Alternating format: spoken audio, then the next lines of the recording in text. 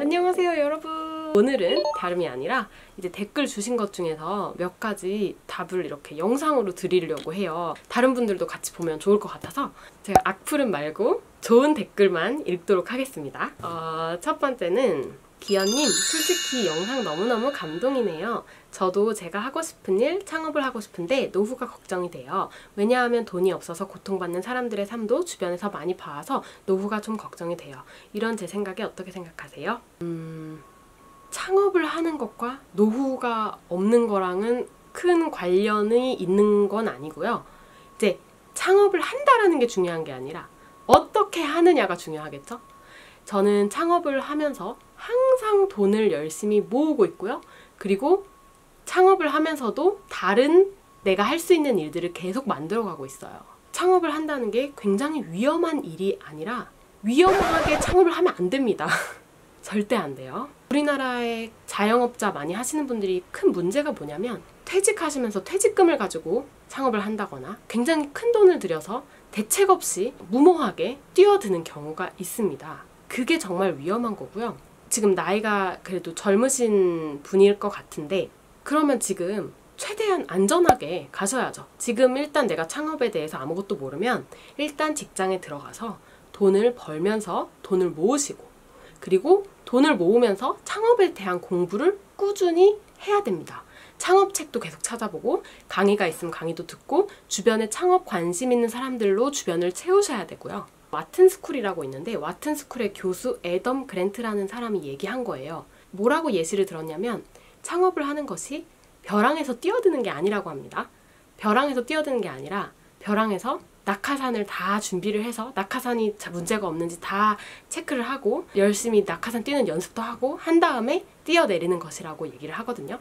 그러니까 창업을 할 때도 위험하고 무모한 도전을 한다고 생각하시면 안 돼요. 안전하게 내가 돈을 벌면서 처음에 창업할 때는 부업을 하면서 이렇게 해나가야 되는 부분입니다. 지금 상황이 어떤 상황인지는 모르겠지만 창업에 관심이 있으시면 먼저 공부부터 시작하시고 준비부터 시작을 하세요.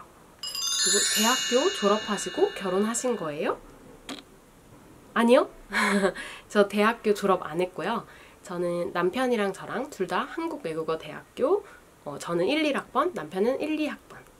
남편이 제 후배였는데요. 근데 나이는 동갑이에요.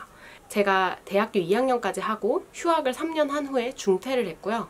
남편도 지금 아직도 휴학 상태예요. 남편은 군대를 갔다 와서.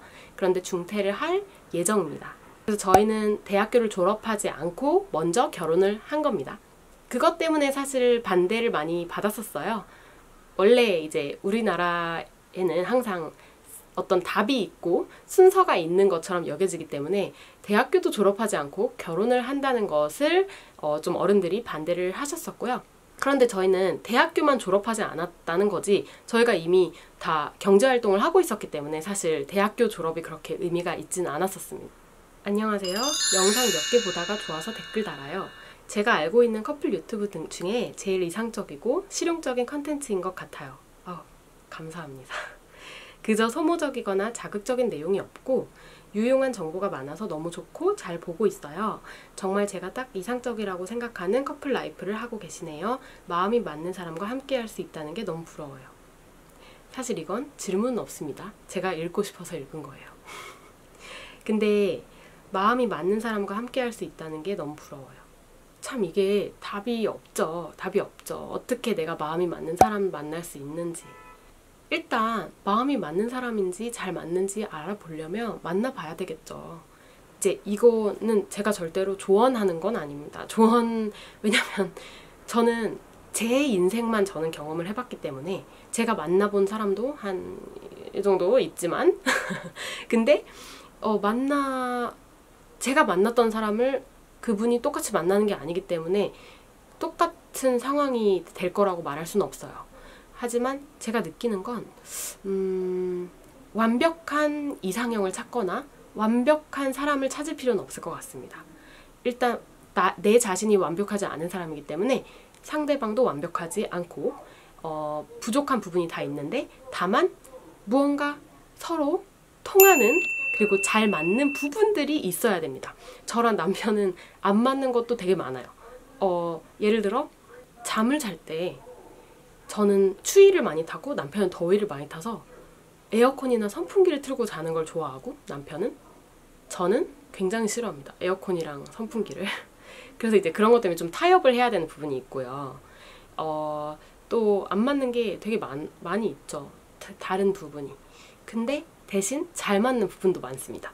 예를 들어 노래방에 가면 둘 다 엄청 신나서 노래방 가는 거 엄청 좋아한다거나 아니면 막 기타 치고 그냥 집에서 노래하는 거 자체를 되게 좋아한다거나 아니면 영어를 둘 다 되게 좋아해서 영어로 된 드라마나 뭐 영어로 된 뭐 예능 같은 걸 보는 걸 좋아한다거나 뭐 밖에서 되게 잘 맞는 부분들이 있어요. 안 맞는 부분도 있지만 근데 그 잘 맞는 부분 때문에 그게 되게 중요한 것 같아요. 서로 있을 때 재밌어야 되고 근데 일단 맞는지 알아보려면 해봐야 된다. 모든 게 똑같은 것 같아요. 내가 이 직업이 맞는지 알아보려면 해봐야 되고 내가 이 사람이랑 잘 맞는지 알아보려면 만나봐야 되고 그런 거 아니겠어요? 그런 것 같아요. 이거 제가 조금 조심스러운데 제가 고민이 있는데요. 이 동영상에서 무언가를 잘하려면 계속하라는 말이 나오잖아요. 저도 그게 당연한 말이라고 생각하는데 예를 들어 제 고민은 이게 좀 복잡하게 쓰셨는데 결론은 공부를 할 때 생각 없이 반복을 해서 공부를 해야 되냐 아니면 천천히 생각하면서 해야 되냐라는 거를 질문하셨어요. 생각 없이 반복하면 머리에 남는 게 없는 것 같아서 불안하고 생각하면서 천천히 공부를 하자면 너무 느리게 공부가 돼서 조급함이 든다라고 얘기를 하셨는데 수능이나 입시 공부를 하시는 것 같아요. 근데 이제 제가 생각을 많이 해야 된다. 스스로의 생각을 가져야 된다라고 얘기하는 부분은 사실 수능 입시랑 조금 다른 것 같긴 해요. 왜냐하면은 수능 입시 자체가 생각을 하게 하는 공부는 아니에요. 수능을 하면서 너의 생각을 주관식으로 쓰세요. 서술형으로 쓰세요라는 거 없거든요. 생각을 물어보지 않고 답을 물어보는 거예요. 그렇기 때문에 하지만 지금 입시를 할 수밖에 없는 상황이니까 저는 이런 상황이 좀 아쉬워요. 근데 저는 개인적으로 공부를 할 때 저도 나름 수능 공부 많이 했었거든요. 그래서 막 1등급도 받고 2등급도 받고 그랬었어요. 근데 결국에 제가 수시로 학교를 들어가게 돼서 수능을 다 찍고 나왔습니다. 나중에는. 왜냐면 수시로 먼저 합격을 하고 나서 수능을 보려고 하니까 집중이 안 되는 거예요. 입시 공부를 하고 계신 분들, 공무원 입시든 수능 입시든 제 개인적인 생각은 저는 입시를 너무 오래 끄는 것을 좋다고 생각하진 않아요. 입시를 반드시 해야 된다면 짧고 굵게 끝내는 것을 추천하고 싶습니다. 그냥 1년, 내가 고3이에요. 그러면 1년 동안 최선을 다해서 그냥 빨리 끝내자. 질질 끄는 거는 저는 제 스타일은 아니에요. 항상. 그러니까 물론 재수를 하고 삼수하는 것도 좋은데 제 생각은 요즘 시대에는 이제 앞으로 시대가 많이 변하고 제가 나중에 또 인공지능에 대한 얘기도 할지 모르겠지만 지금 교육 방식이 너무 옛날 방식이에요. 그래서 외우고 시험 보고 이런 방식이 앞으로 여러분들이 삶을 사는데 큰 도움이 되지 않을 수도 있습니다.